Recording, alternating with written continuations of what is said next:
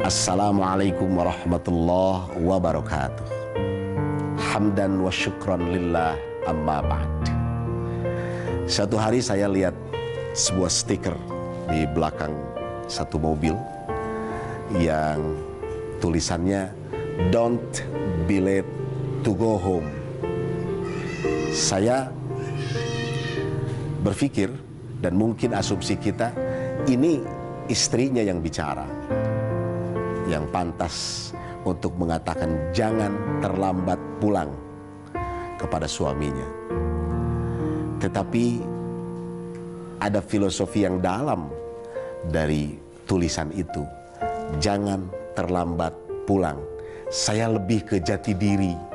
Artinya jangan terlambat pulang ke jati diri. Jangan terlambat pulang ke fitrah.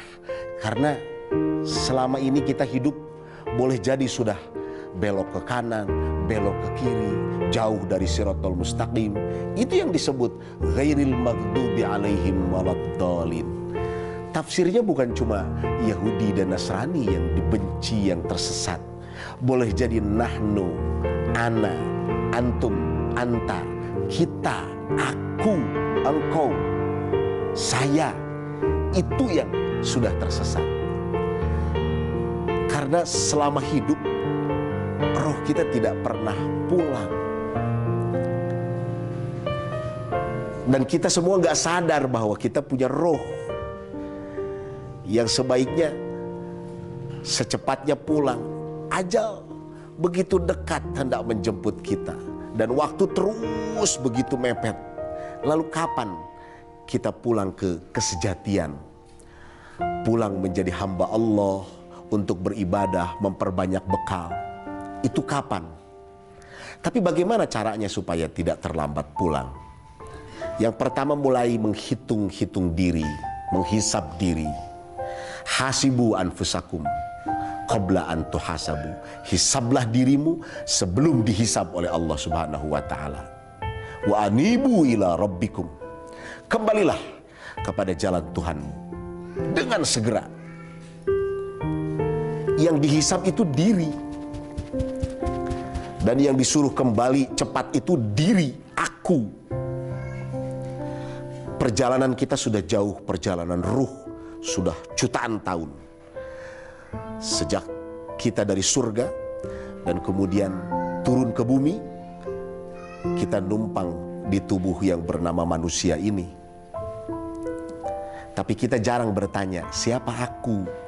Karena ketika kita terlahir menjadi balita, kita nggak tahu apa-apa. Apakah kita punya aku? Dan siapa aku? Ketika kita menjadi tua lalu pikun, kita juga nggak tahu apa-apa. Siapa aku? Bahkan orang gila itu juga bisa makan, bisa minum, tapi dia tidak bisa berpikir, apakah mereka juga punya aku? Lalu aku ini siapa? Kita hisab ini berdasarkan alam semesta. Aku ini terdiri dari aku hewani, aku hati, dan aku akal.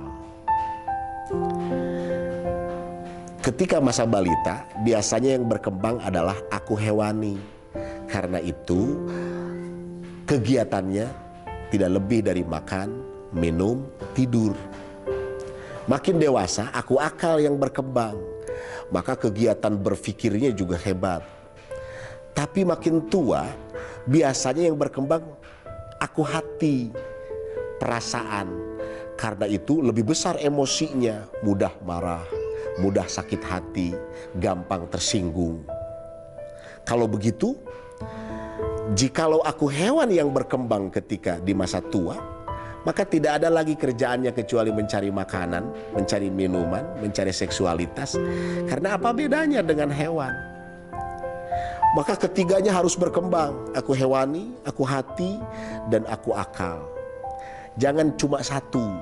Karena ketiganya ini mendukung kepulangan ruh dengan segera. Dan pada saat dukungan itu berkembang dengan pesatnya, sehingga bisa beramal dengan sebaik-baiknya untuk dibawa bekal kepulangan.